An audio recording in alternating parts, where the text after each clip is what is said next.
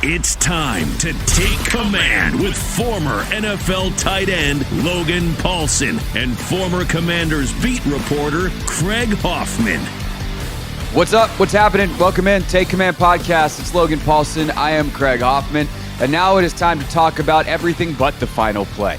Film review time, Logan. We obviously gloated, had our fun on Sunday at Northwest Stadium talking about the final play, but there is a ton to talk about in this game. So let's dive right in and let's start with the offense. And actually, the first note at the end of my offensive notes is B-Rob factor.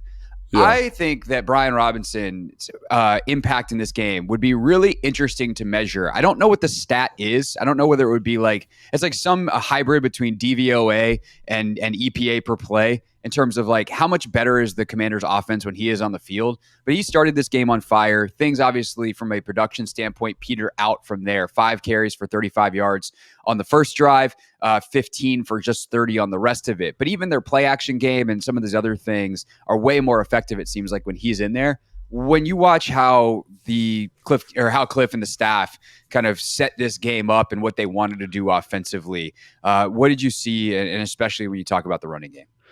Yeah, it was kind of interesting because like you always leave the game excuse me, with some type of preconceived notion of what you're going to see on film. Like I left the game thinking like, man, it would have been nice if Cliff had kind of returned to some of those runs that were effective earlier. It would have been nice if they would have kind of used B-Rob more and all these different things. And you go back and watch the film and you're like, actually, Chicago just did a better job at defending kind of some of the same runs. You know, I think, for example, the 19-yard run in the first quarter is two things. Let me just take a step back. First off, this running game is most effective, I think, when we're in kind of some version of hurry up. And it just is kind of this repeating. It seems to develop some type of momentum and is able to overcome the inertia of kind of like huddle, set, let's go. Like, I don't think we're that kind of team. I think we're the best when we can kind of like muddle huddle at the line of scrimmage, get into this stuff, get those offensive linemen hands on hips, let our offensive linemen's conditioning take over and really let it rip. And I think you saw that perfectly in the first drive. And they run, like Wanda Y sift, and they're really good at that, right? And so Y sift is kind of when you have the, that bunch look to the right and the tight end who is Senator Bates usually comes back and cuts the backside defensive end, and they push across the formation, and that guy on the ball is blocking the safety, and B-Rob does such a great job of pressing it and cutting it back. Awesome job. And I thought, they should run that run more because it was really effective for them. And then I go back and watch it, and they ran it a bunch. And I will say that Chicago did a pretty good job, I thought, of kind of adjusting their approach. So that first run, I think, was versus a 7-man box. And obviously, like 7-man box, like we've talked about, just from a math standpoint, it helps out, right? When the math is right, you can run the ball effectively. So when you're in too high and you run a Wanda, run a GT, run a counter, whatever it is, like you have hats. You have more blockers than they have run defenders, so you should hit it well.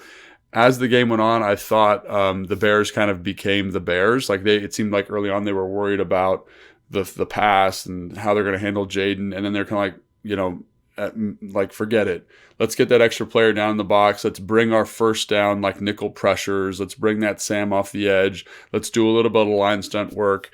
And it really muddied up some of the runs, specifically on the gap team stuff. So they'd bring a stunt.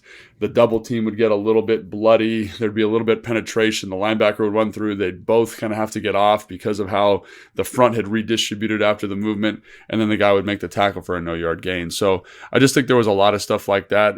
And again, Cliff did a good job of kind of getting back to some of the runs that were effective.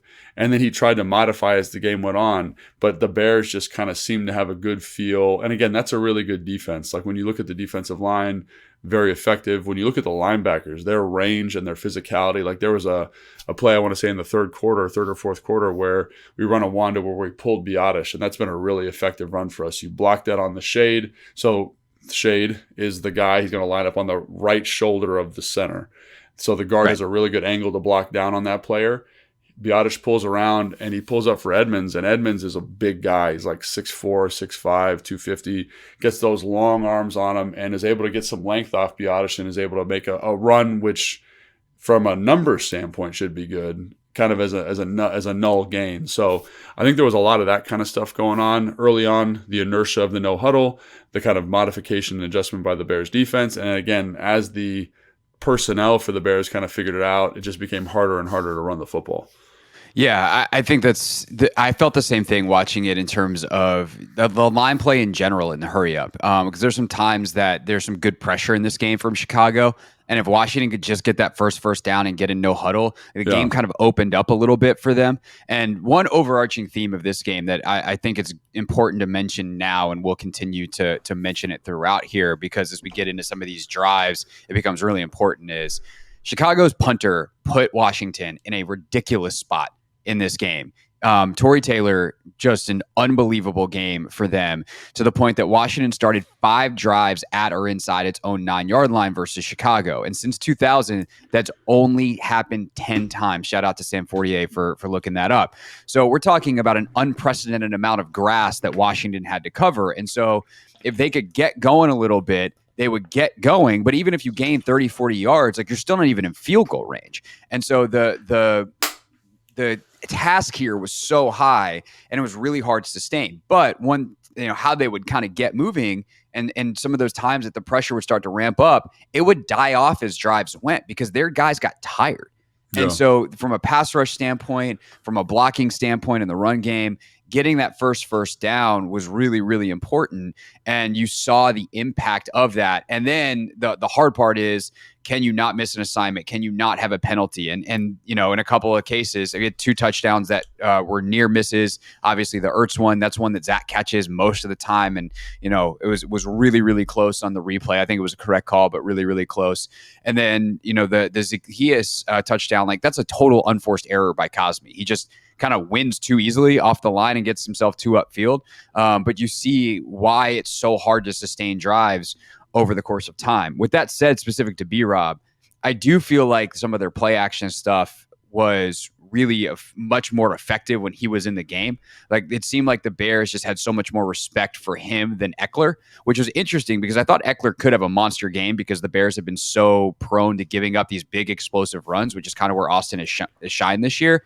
And they did a good job shutting that stuff down. They were really effective in terms of making sure that some of the play actions were covered up, and they were able to kind of even see through some of them. Like, there's one play where it's a play action to Eckler, and the linebacker is coming on a blitz. He doesn't even look at the run. Like, he just knows, and he just scotch-free. They're hoping that he's going to go attack the run. He doesn't, and he's got a beeline straight for Jayden.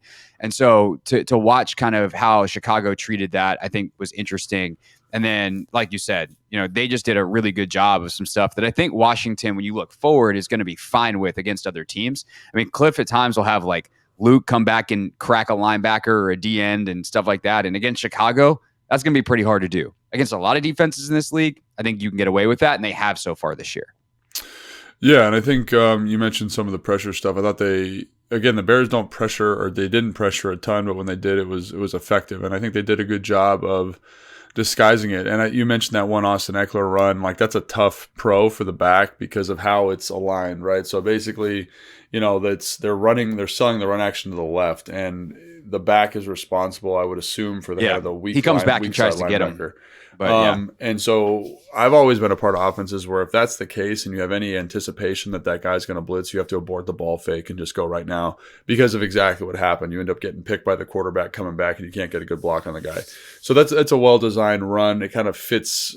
It's kind of the antithesis of what that play is designed to block up well. I thought they had another one later. You pointed this out too. It was in the fourth quarter, 11:28 left, and they're running kind of a pop pass. So pop pass is when you got, your 5 offensive linemen, your tight ends to the right, you're pulling the left guard. Like, the left guard will pull over to the front side.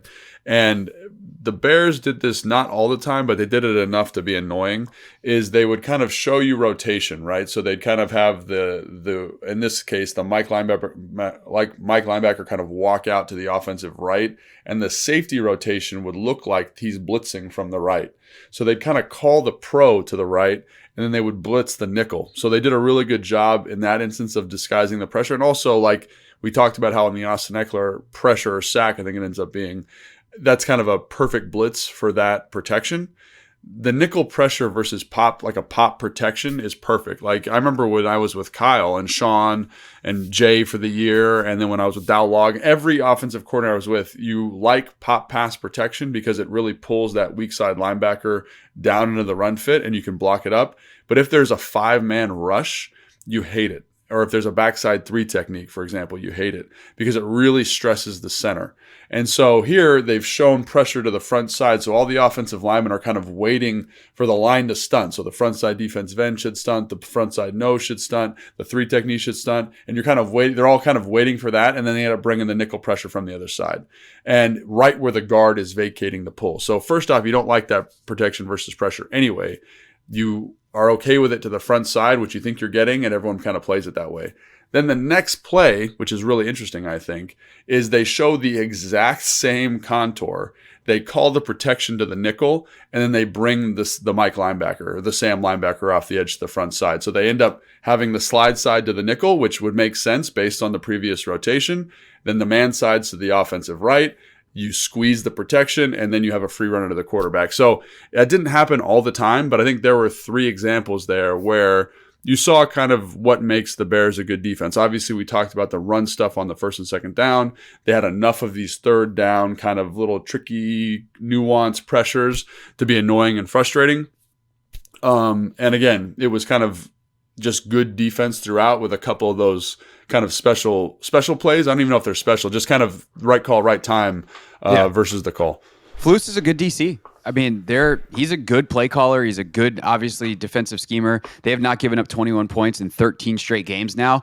With that true? Said, yeah. That's and crazy. Which some of that is against terrible teams this year, but that goes back to last year. And they played the Lions during that stretch. Like they played some good offenses at the end of last year. 13 straight games? 13 straight games they've given up 21 or less. That's insane. Wow, that's really impressive. I didn't know. I knew they were good in watching the film. I didn't know they were that consistent. Let's just say. They are, and they did it obviously this week without Brisker and without Gordon, 2 of their best DBs.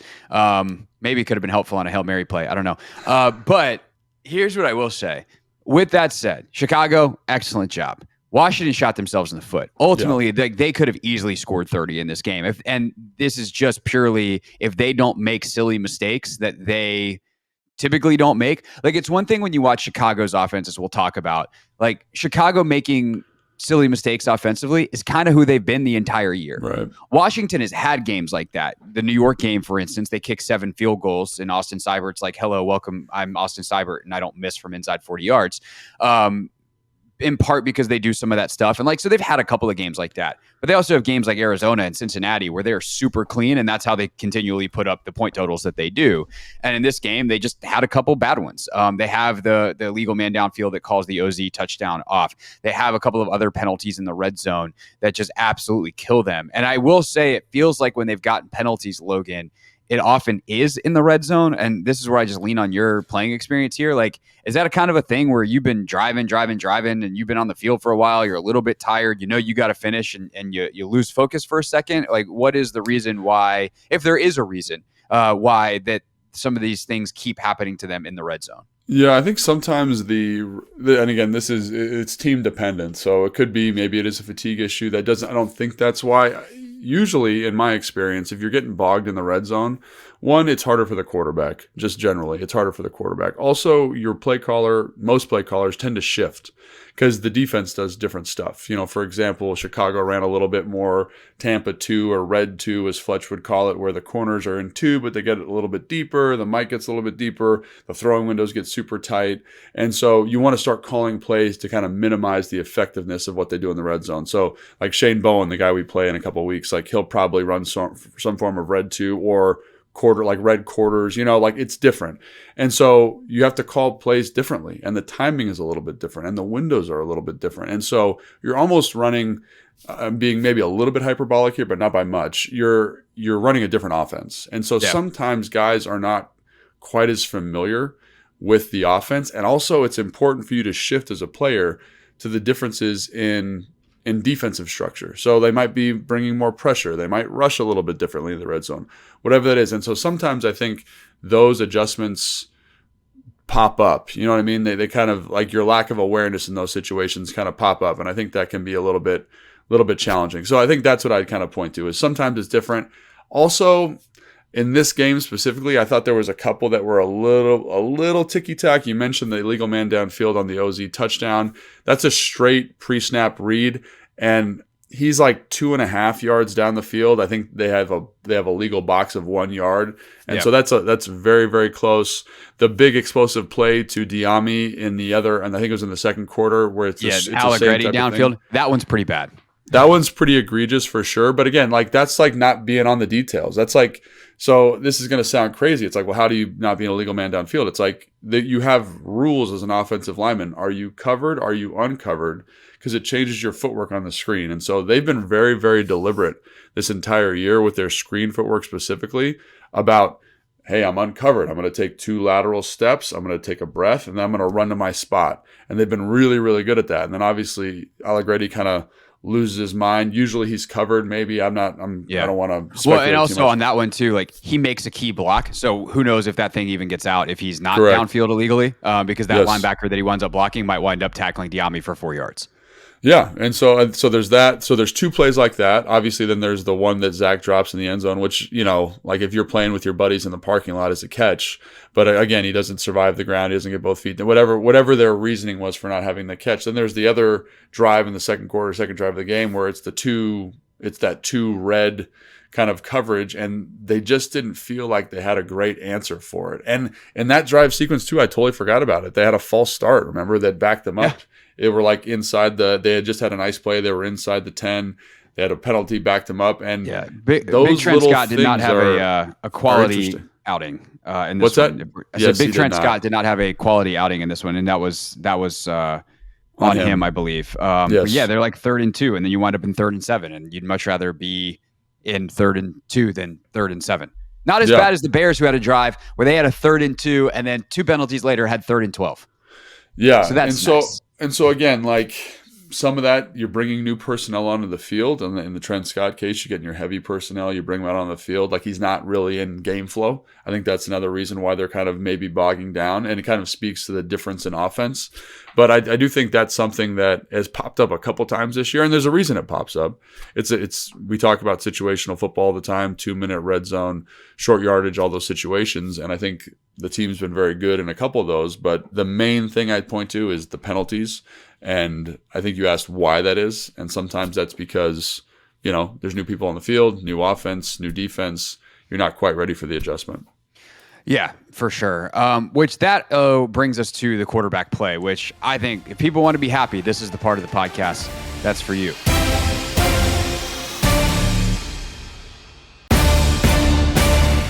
Take Command Podcast. That's Logan Paulson. I am Craig Hoffman. And there are all of the ways in which the offense was obviously good. They had 481 yards. And for the ways that they struggled, some of the drops, some of the penalties.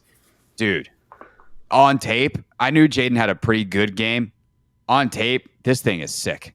He just continually overcomes bad situations. Hey, all right, you dropped one? Fine. I throw a ridiculous cover 2 ball to Terry McLaurin that Terry kind of mistimes his jump a little bit, goes through his hands. How about next play I hit you for 60? How about, there's a free blitzer coming. I see it. Let me run out. Let me hop, skip, and jump over the tackler and get a first down. With his arms, with his legs, Jayden Daniels continues to be that freaking dude. And that is before you even get to the Hail Mary, which, is some combination of skill and luck at the end. Yeah, and it was really interesting to watch the All-22 because, is he the most accurate he's ever been? No. Is he, there was some, talking to some other media people, it's, that ball placement isn't perfect. That's not in the right spot. I mean, this is maybe, I don't want to be exaggerate here, but this is maybe my favorite game of his to watch because I felt like the difficulty level defensively was really ramped up. I felt like he had to make a lot of tough throws. I feel like he had to throw under pressure. There was a lot of people in his lap in the pocket. Got to give credit to Cliff. I think he does such a great job of creating space in the back end. And again, you have pieces like Zach who understands how to kind of create separation and find those windows. And I think on the first completion of Zach, it's a little kind of pull concept. So you get a 5-yard sit, a flat, and a dig. Everybody in the NFL runs it. And, Jayden kind of looks down the sit. Edmonds kind of attaches to the sit, hits Zach over the middle of the field. Great catch. And that seems easy, but throwing the ball over the middle field, manipulating the hook player, Like, that's big time stuff. And that ball's maybe not the best ball of all time. Zach's got to fall down to get it, but the process to get there was excellent. The deep ball to Terry couldn't have been better. And just his ability to consistently elevate. Like, I was kind of like, why did the offense seemingly struggle at times in this game? And there were times where it's like, oh, we have a negative run, or we've got a penalty, or we have an incomplete pass on first down. And then Jayden Daniels just puts on a Superman cape and scrambles for a first down. And he does that probably 3 times in the game. You mentioned the one where he kind of kicks out and does that craziness. That's a free runner off the nickel pressure, like we just talked about. And I don't want to hype him up too much, but in terms of things you appreciate, you're like, man, like, this is a really solid game. And I think his stat line is 21 for, 37, something like that. I got a box score in front of me. He went 21 of 38 for 326 and a touchdown. And I want to say I charted at least 4 drops, probably 5. And that also is like, for instance, another play where he kind of he elevates and it's this close. First drive of the game, last play before the field goal. Montez Sweat winds up winning. It's a really tough block for Wiley. Yeah. And Sweat wins, flushes him out. And Luke is wide open in the back of the end zone. But because Montez is in his face, he can't get just enough on it that he can get the ball there in time before defenders can recover and get back to Luke. But if Luke has a size bigger foot, he's able to get that toe tap. And to get that ball off in that situation is crazy.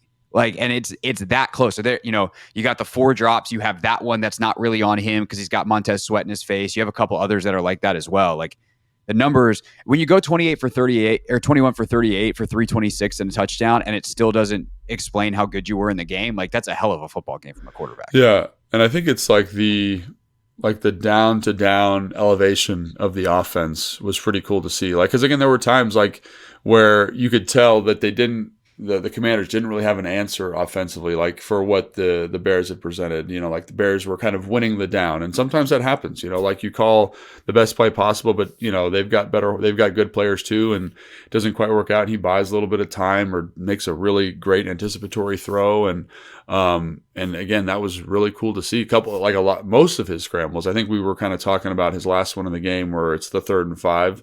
Maybe could have stayed in the pocket, but most of them he's got a good feel. Nobody's open really. It's a little bit muddy. You don't love it, and you're able to scramble and get a first down on a play on a look where you're kind of like, man, this isn't exactly what we want. This is a kind of a risky throw, and I think that kind of stuff is just impressive. Like his poise and his composure, and we talk about that all the time, but the moment never seems too big. And then to think about that he didn't really really practice this week. He threw, obviously, like they talked about the workout they did on Friday, but like for him to get to this level of preparation and to play with this level of consistency in this game off kind of like an abridged or a different type of week structure for him, was pretty impressive, and I saw Dan in his presser, someone asked him Jayden didn't look quite like himself. And Dan was like, man, I thought he played great. Like, I see and I feel what Dan's talking about there, because I think he did a great job. Yeah, and this is a credit to Jayden and also a credit to the organization and Cliff and how the offensive organization, I'll call it, in terms of how they practice and prepare that allowed them to do it. And I don't think a lot of teams can.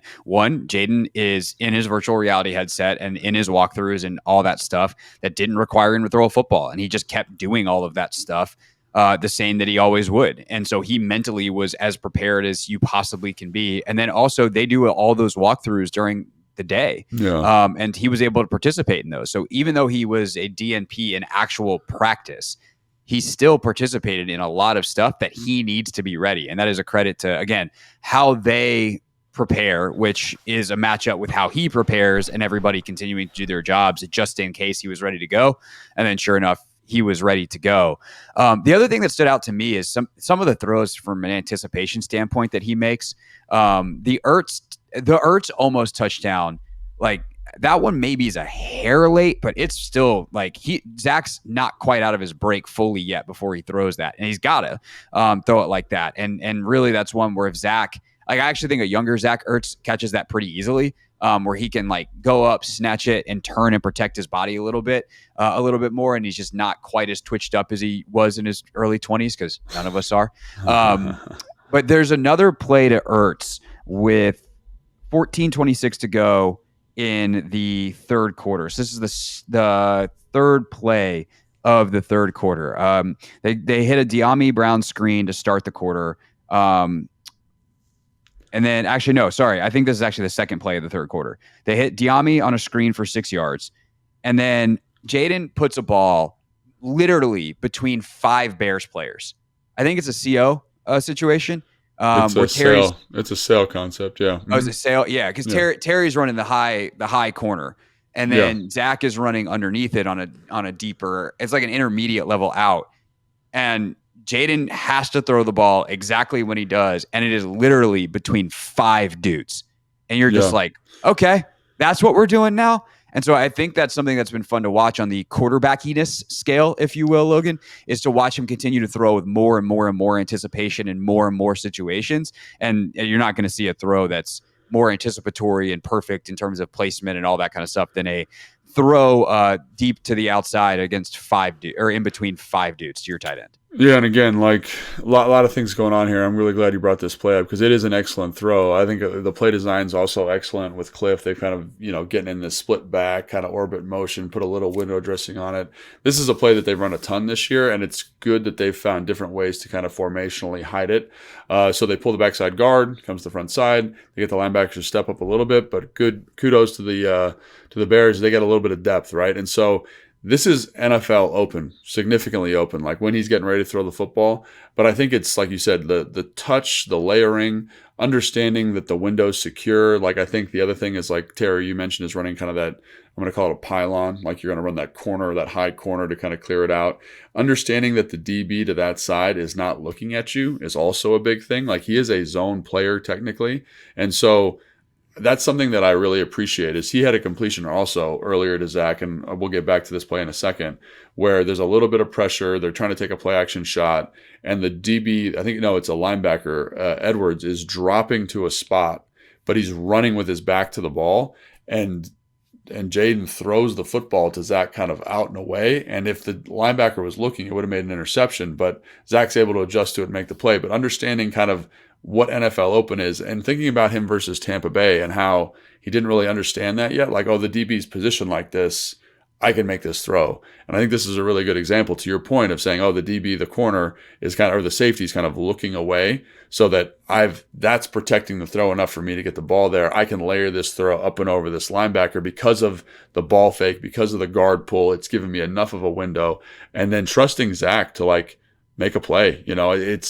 It is open at the start, but it closes very quickly. And there was a lot of plays like that, in this game where I thought, man, like that's just a really nice throw. He had to come back to Terry, same type of deal. He had a couple of those like in breaking routes over the middle of the field where he's throwing with good anticipation, gets the ball to him. So, yeah, man, like I know we don't want to gush about him too much, but like he did each week he seems to be getting better. And in a week where he didn't practice, it's also very cool to see him continue that improvement.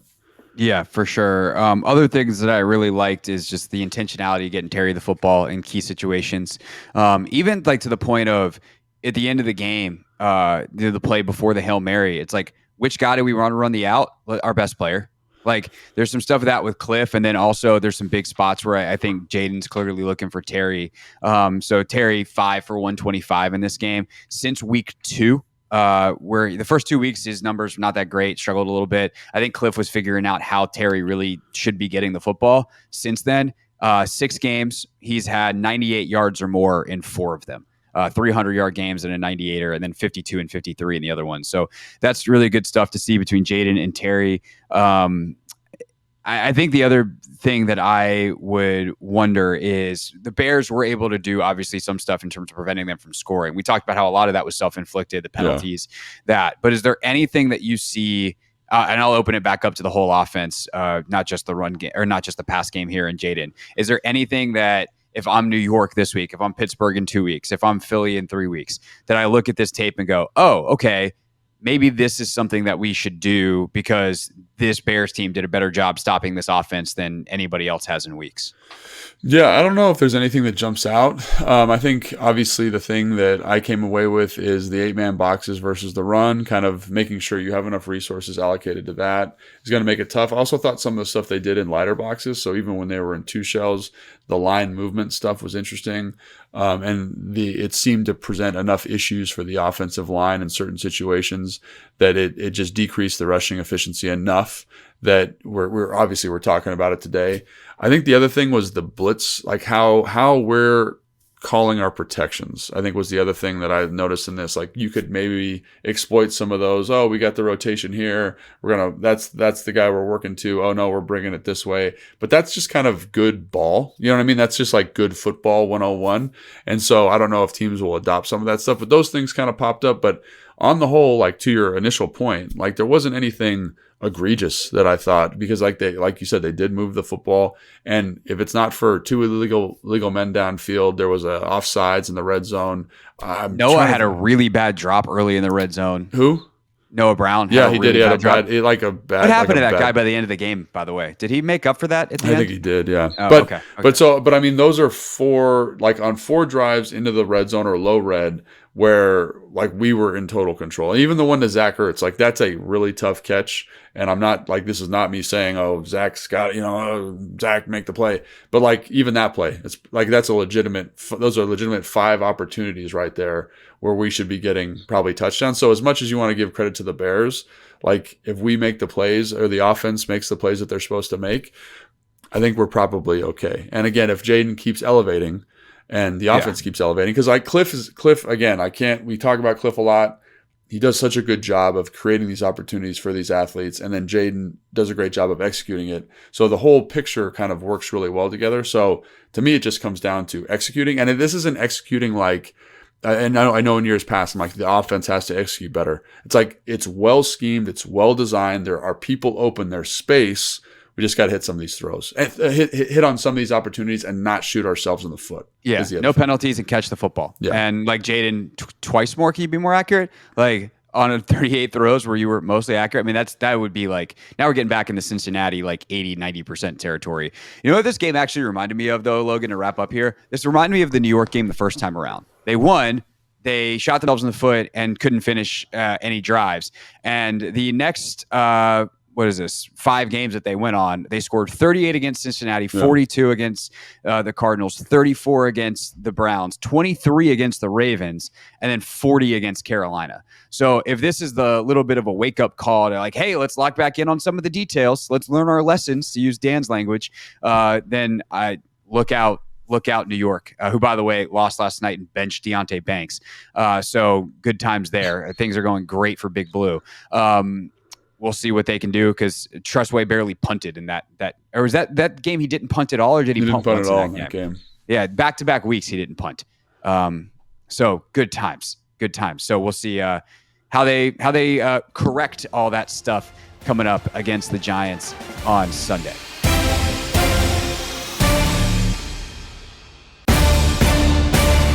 Take Command Podcast, that's Logan Paulson. I am Craig Hoffman, and now it is time to look at a Washington defense that was really outstanding for 3.5 quarters. And then we can talk about what happened there at the end of the fourth. But let's start with, at the beginning, Logan.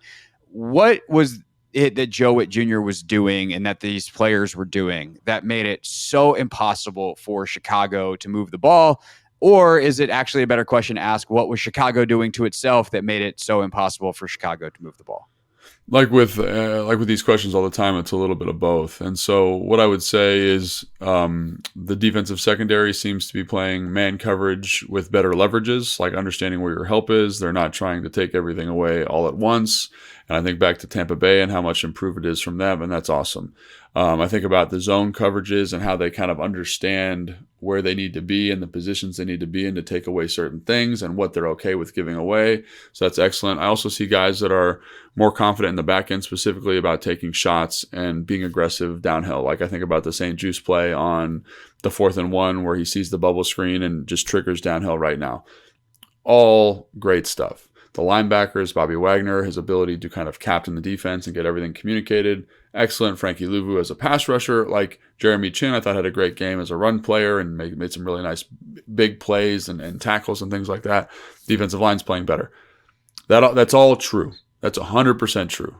However, Caleb Williams struggled very badly in this game for 3 quarters. And what I mean by that is like there are times where, again, this is not all on him. Like sometimes the offensive line's having issues with protection, but there are open players, like NFL open players. Like we just talked about with Jayden, how he was able to find some of those NFL open opportunities and deliver the football.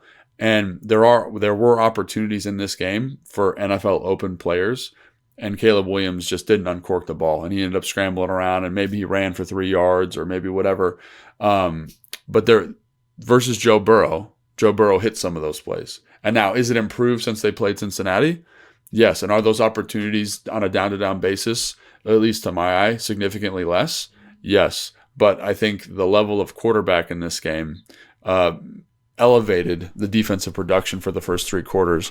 And again, they deserve some credit for that because, again, like I said, the down-to-down consistency is significantly better. But there are times where you're like, this is a 3rd and 5.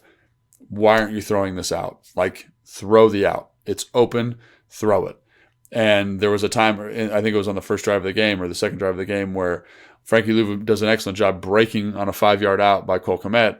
He pumps it, pulls it back, and Frankie Louvu is still running because he's like, oh, I missed it.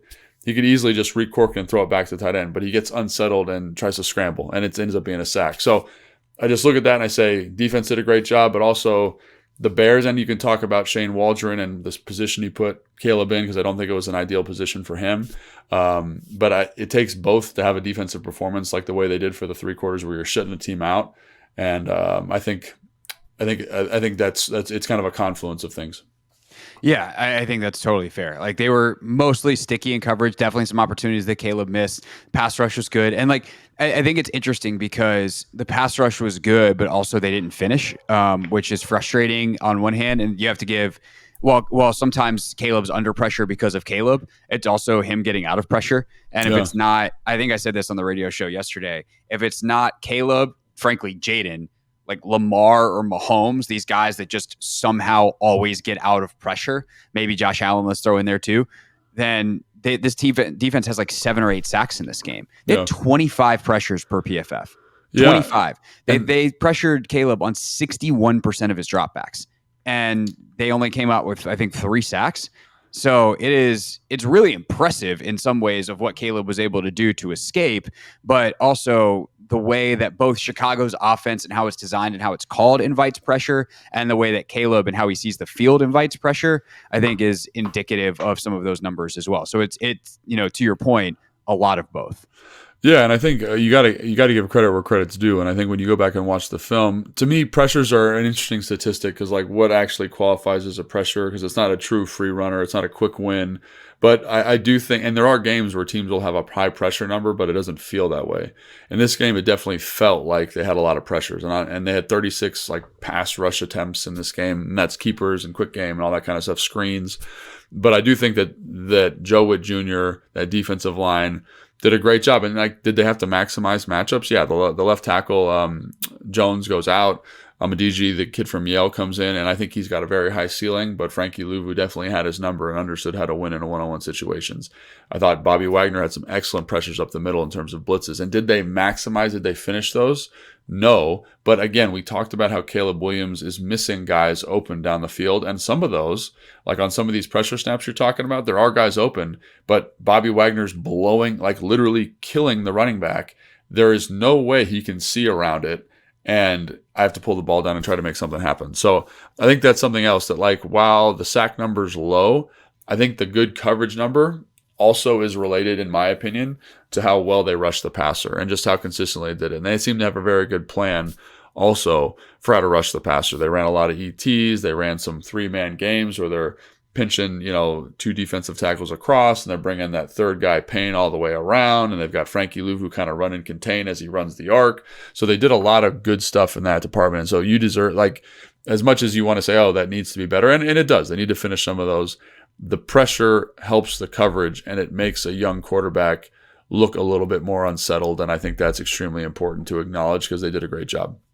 How do you feel like they played against the run, 56-yard carry notwithstanding? I felt like in watching it live, they did a little better than they did in terms of going back and watching it. You're like, oh, these some of these that I thought maybe were 3 Yeah. 2-yard gains. Like there's some 5 and some 6s. Like Yeah.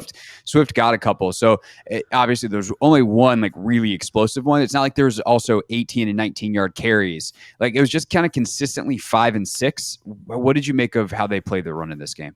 Yeah, I think that's something that jumps out to me upon review because I remember leaving thinking, oh, well, they did a great job against the run, minus the explosive run of Swift. And then you go back and you watch it like, oh, this isn't that great. This could be better. And there are some really good ones in there, but I think it wasn't, like you said, it wasn't as good as what it was leaving the stadium. And I think after that explosive 56-yard run, they found some momentum and were able to kind of find a couple explosive runs. There's the one where he hurls the guy, and there's the reverse kind of action to DJ Moore for an explosive play. So there's a couple plays like that. And I do think if they had been more consistent, they being the Chicago Bears, at sustaining drives, if Caleb had been a little bit more efficient, that run game thing would have been a little bit more of an issue. And I think we've seen that with our own offense. Like in this game, for example, obviously the rushing efficiency was down to what it's been, and Jayden Daniels was able to supplement it. But there are games where, because of Jayden Daniels' ability to kind of keep this offense on schedule, B-Rob's able to get more touches, and you're able to find explosive opportunities and explosive runs just because he's getting more opportunities. And I think back to the first New York Giants game, for example, where he ends up having like 30 carries or 25 carries, something like that. And a lot of that is just because you're able to sustain drives and get him more touches, get him more hands on the football. And so in this game, if that kind of game flow, if that kind of offensive efficiency from the quarterback, Caleb Williams, rears its head, I do think the running game for the Bears becomes a little bit more of an issue. And again, you got to give credit to the defense because they were able to, through the pressures, through the coverages, manage Caleb Williams. But against a more efficient quarterback, it could be problematic potentially. Yeah, it's interesting to watch some of those plays because sometimes it's kind of alignment. Like Chicago does a good job on a couple toss cracks, and their receiver, or it's actually, I keep thinking it's a receiver. It's not. Gerald Everett's a tight end who wears 14, so he looks like he's a receiver. But he'll come down and crack Dante Fowler, and you're like, oh, that's if you know what's coming, you're watching Fowler going, that's not about to be good. Look outside, buddy. And Quan or Chin or St. Juice, like some of these. They'll come down and play the run, and DBs are making tackles for 5 yards. And like a DB making a tackle for 5 yards is a good job by the DB. Right. But the ease with which Luvu is getting reached or Wagner's getting blocked, like the front needed to eat a little bit more in terms of the double teams and making sure that those second level guys stay clean. But sometimes, and I think this has kind of been the story of the year for Washington defensively against the run, is they'll have some of those, but then they'll go make a -2, 100%. and all of a sudden you're in 2nd and 12. Now Caleb's got to make plays. He can't do it, and that's how drives stall out.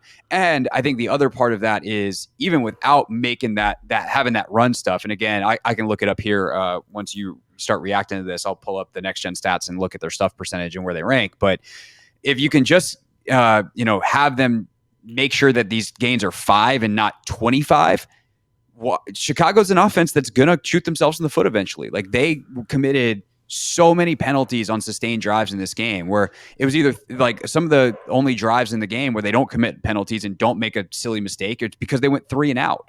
And so if you can make sure that you don't give up explosives and make teams earn it, they're probably not going to. And I think that was another point of Chicago in this game. And whether it was just, all right, hey, we made the tackle for 5 yards, live to see another down, or we get to that stuff point where it's now 2nd and 12 and the whole offense has to change. I think Washington did a good job of that until the 56-yarder. Yeah, and I think ultimately, like that's exactly right. Like when you're watching defensive football, it's really interesting because offensively, you're like, oh, this guy's got to be in this position. This is the timing, and this is how this has got to look, and it's got to kind of layer out in a very specific way. But with defense, it's a little bit more loose. There's more opportunities. It's a little bit more subjective, right? There are, oh, this guy should be here, but can he get there a little bit quicker? I don't know if that's a realistic expectation. And it's the same thing when you're charting the game. It's like, oh, here's a 3rd and 2, here's a 3rd and 1. But can you get to those downs consistently? And I think to the team's credit, when they have been in a 3rd and 5, 3rd and 6, after a stuffed run, after an incomplete pass, they have maximized those opportunities. Like I even think back to the Cincinnati game where they were able to kind of create a negative run, even if it's in the low red, kind of what you mentioned, stuff percentage, and then they're able to win in 3 downs. And really that's all it comes down to, because it doesn't matter really, total yards doesn't really matter. It just matters how many points you score. And I think this team in this game, you're right, even when there was kind of maybe an explosive run or a run of 6, they were able the next play to either get a sack, get a pressure, get an incomplete pass. They're in 3rd and 4, and then they were able to win that down. And so I think, again, like, I'm not trying to detract or take away anything from what they did in this game, because it's a very good performance. And like you said, I think they do what they have to do consistently enough to be good. And as they kind of shore up the details, which they've done week on week, with the leverages and coverages, the rush plan up front, working together in terms of stunts, they've just gotten more and more efficient. And then those opportunities come up more and more for the defense, essentially. Yeah, Washington now 9th in stuff percentage in the league. They were as high as 3rd early in the year. Those are very small sample size, but they're still top 10. Like, they will, if you have to try to sustain a drive against them, they will eventually make a play. And whether it's Wagner, Luvu, Payne, Mathis had one in this game where they get behind the line of scrimmage, or for stuff, I don't even think it has to be. Let me see if there's a definition that's easily accessible here. No, it doesn't have one. But I think it's anything that's like a gain of 2 or less. So you get 2nd and 8, and that's not an optimal situation for an offense either. Yeah, 100%. All right, so then we get to the end of the game. It was good job, Washington, for 3.5 quarters. Then what happened from the 56-yard run and then the sustained drive after that? Yeah, and I think in the same way that Washington had bad field position, it definitely, like, people talk about the field position battle, and this, I think, definitely showed up in the second half. There's the punt. Excellent punt by their punter where it goes out of bounds at like the 1 yard line. Washington goes, I think, 3 and out on that drive, if I'm not mistaken. Yeah, I think it actually went. They marked it at the 9, which I was like, hey, that's a great spot for Washington, because it felt like it went out at the 1. But they marked that at the 9. Washington goes 3 and out. I'm thinking of the fumble maybe where they're really backed up, right? They were like on the goal line and they go 3 and out and they're like locked up. Yeah, there's one inside like the 4. Yeah. Yes, and so basically, like, everyone's like, oh, play the field position. This is a really good example of what that means. Is then you're punting from your own end zone, and then they get the ball in like the 40.